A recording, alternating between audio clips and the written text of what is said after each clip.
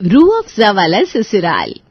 पांडे परिवार में कुछ दिनों से बड़ा ही खुशी का माहौल चल रहा था, और होता भी क्यों नहीं।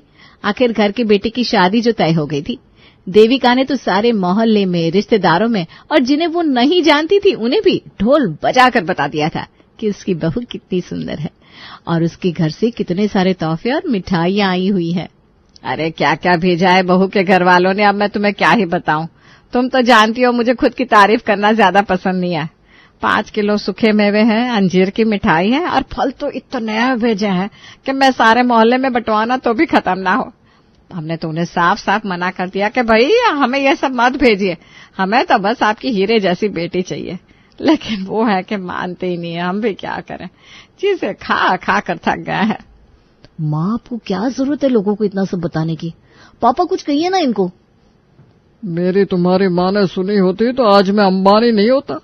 तुम्हें लगता है कि मेरी बात वो कभी सुनती भी है? अरे अब हर किसी की किस्मत है, किसी को इतना सब मिलता है और किसी को कुछ भी नहीं।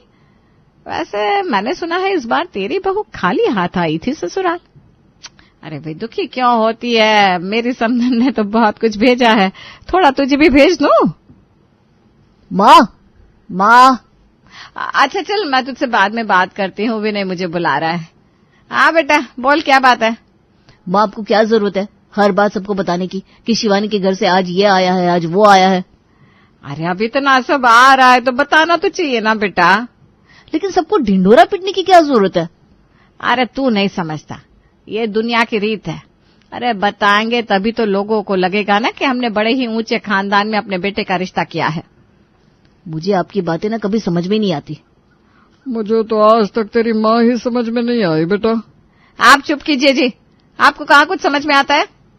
अच्छा वो सब छोड़ो, मेरा टिफिन तैयार है कि नहीं? मुझे देरी हो रही है।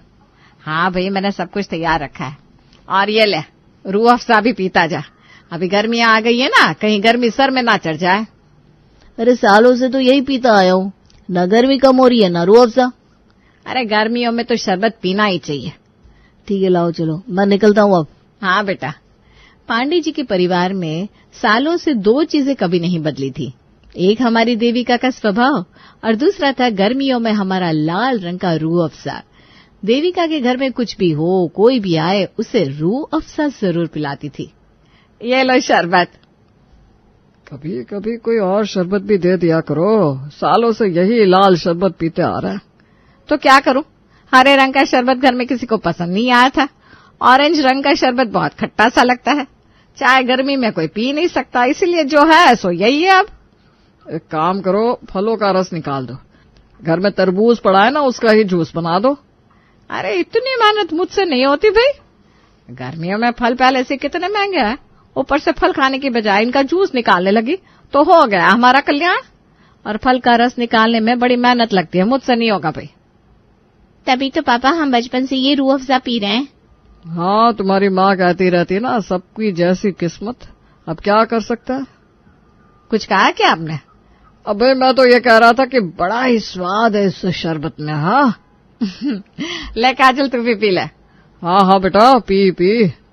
पांडे परिवार में रूह अफ़ज़ा ऐसा था जैसे कोई रस्म हो, चाहे अच्छी लगे ना लगे लेकिन पीनी तो पड़ती ही थी। और गर्मियों में जैसे आम की जगह इस घर में रूह अफ़ज़ा के ग्लास बनाए जाते थे। यही नहीं, देविका ने तो विनय की शादी में ही यही शरबत सबको परोसा था। अरे पियो पियो मौसी जी, कितनी गर्मी है, लाओ लाओ सबके लिए शरबत लाओ। अरे ये देखो लड़की वाले भी यहाँ मंडप पे आ गए हैं, उनको भी दो भाई। शिवानी ये तेरे ससुराल वाले शादी में लाल शरबत पिला रहे सबको। शादी में रूह अफ़ज़ा कौन पिलाता है? पर इनका तो पता नहीं, लेकिन हमारे रिश्तेदार तो देखो कैसे मुंह चढ़ा रहे। मुझे तो याद भी नहीं हमने कब ये लाल शरबत पिया था पिछली बार। विनय ये क्या है, तुम्हारी मम्मी सबको रूह अफ़ज़ा क्यों पिला रही है? अरे वो गर्मी का मौसम है ना, इसलिए शरबत रखवाया है शादी में। क्या? लेकिन आजकल शादी में ये वाला शरबत कौन रखवाता है? इससे अच्छा मॉकटेल रखवाते। अरे इन्हें तो नाम भी नहीं पता है मॉकटेल क्या होता है, रखवाता कैसे? बेटा मैं तुझे ऑल द बेस्ट कह रही हूँ अभी से, क्योंकि ये तो इस जमाने में भी मॉकटेल क्या होता है ये नहीं जानते। आगे पता नहीं क्या करेंगे, कहीं तेरे स्वागत में नींबू सोडा ना रखवा दे। विनय तुम्हें पहले कहना चाहिए था ना, हमारे सारे रिश्तेदार देखो कैसे मुंह सिकोड़ रहे हैं। अब शादी के बाद तुम ही इन्हें इस लाल शरबत से छुटकारा दिला सकती हो। तुम देखना मैं सबको ऐसे मॉकटेल बनाकर पिलाऊंगी ना, सब लोग इस रूह अफ़ज़ा को भूल जाएंगे। शिवानी और उसकी माँ ने जब देखा कि विनय के घर वालों ने शादी में भी रूह अफ़ज़ाई रखवाया है तो शिवानी समझ गई कि शादी के बाद उसे बहुत मेहनत करनी पड़ेगी उसकी ससुराल वालों को लाल शरबत से मॉकटेल तक लाने के लिए। लेकिन उसने पहले से ही अपनी कमर कस ली थी। अगले दिन सुबह को, अरे आजा आजा, शिवानी बहू कितनी सुंदर लग रही है, मेरी बहू जरा देख तो। प्रणाम माँ जी। बहू आज तेरी पहली रसोई है, तू पहले ना मीठा बना दे, उसके बाद सबके लिए खाना भी बना देना। और अब क्या है ना, गर्मी का वक्त है तो सबके लिए ठंडा ठंडा लाल शरबत भी बना देना। लाल शरबत? अरे हाँ, यहाँ वो सबको बहुत पसंद है। माँ जी मैं मीठा भी बना दूंगी और सबके लिए खाना भी बना दूंगी। और आज ना मैं एक ऐसी नई चीज बनाऊंगी जिसे पीने के बाद आप झूम उठेंगी। अरे बेटा, तेरी सास तो हमें पहले ही झुमाती रहती है, ऐसा कुछ पिला दे इसे कि ये बेहोश ही हो जाए। तो इनकी बात मत सुन बेटा। अच्छा तू बता क्या बनाने वाली है ऐसा? अरे माँ थोड़ा कुछ सरप्राइज तो रहने दो, अभी सब कुछ पूछना जरूरी है क्या? हाँ भाभी, लेकिन मुझे भी जानना है आप ऐसा क्या बना रही हैं। बस ये समझ लो कि आज आपको मैं ये लाल रूह अफ़ज़ा तो बनाकर नहीं पिलाने वाली। शिवानी जाओ तुम खाना बना लो, हम सब तुम्हारा इंतजार करेंगे। शिवानी ने जिस चीज का जिक्र किया था उसके लिए सब लोग बड़े ही उत्साहित थे, क्योंकि आज तक उन्होंने लाल शरबत के अलावा कुछ और कभी ट्राई नहीं किया था। शिवानी मीठे में सूजी का हलवा बनाती है और सबके लिए रोटी सब्जी भी। लेकिन हमारा स्टार था शिवानी का बनाया ब्लूबेरी का मॉकटेल, जिसका ब्लू रंग देखते ही सब लोग हक्के बक्के रह गए थे। अरे ये क्या चीज है बहू, बलौर रंग का कांच का गिलास और उसमें कितने अच्छे से सजाया है तुमने इसे। पापा जी मैंने कहा था ना, कुछ ऐसी चीज बनाऊंगी कि आपका दिमाग ही घूम जाएगा। सबसे पहले मुझे दो, आज कितने सालों बाद लाल शरबत के अलावा हमारे घर में ग्लास में कुछ और देखने को मिल रहा है। भाभी मुझे भी दो ना, मुझसे तो अब रहा नहीं जा रहा। लाला बहू मुझे भी पकड़ा एक गिलास।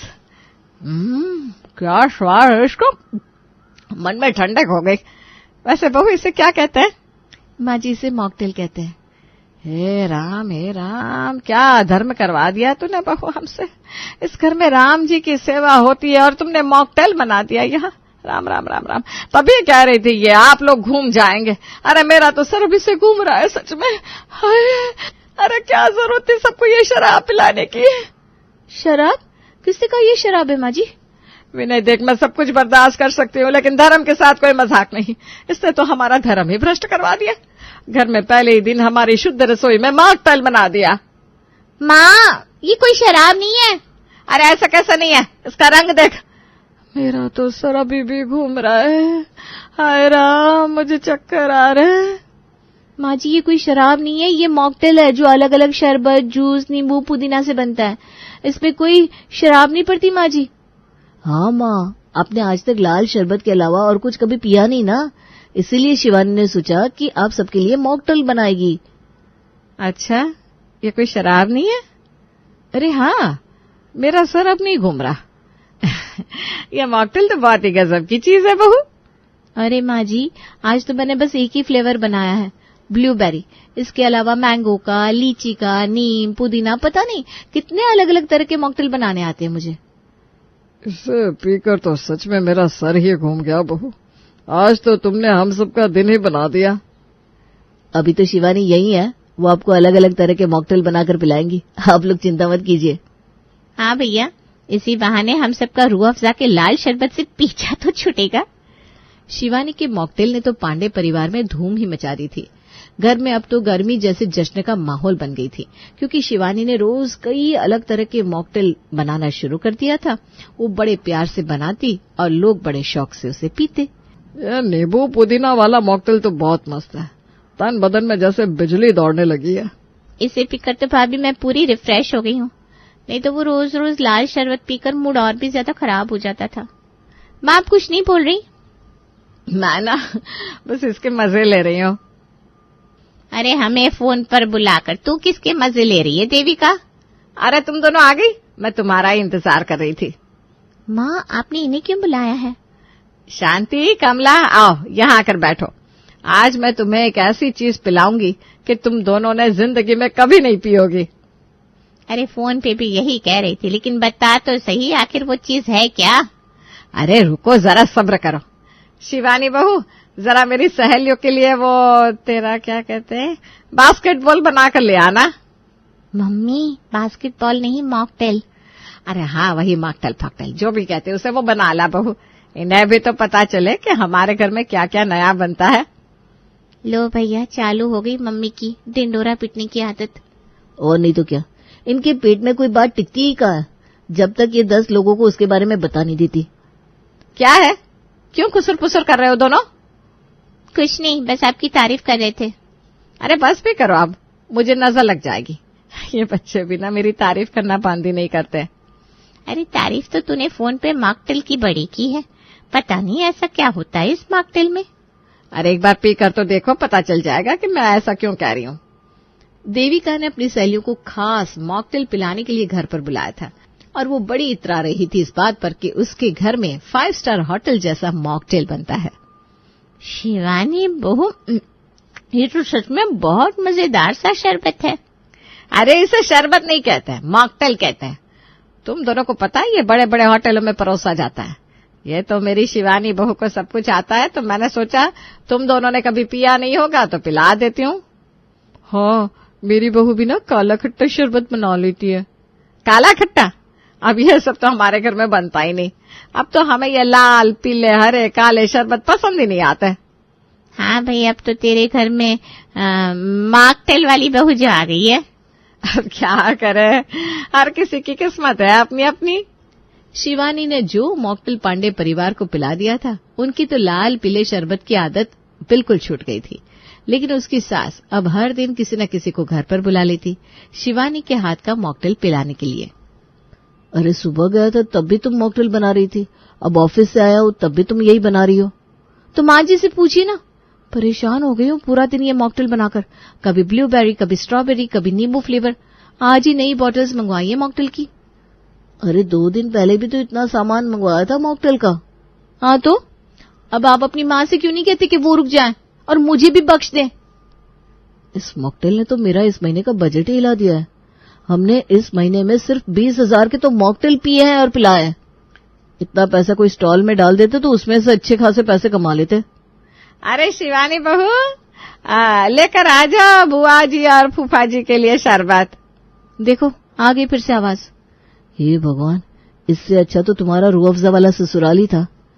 विनय का महीने का बजट हिल गया था और शिवानी अब रोज रोज मॉकटेल बनाकर थक चुकी थी।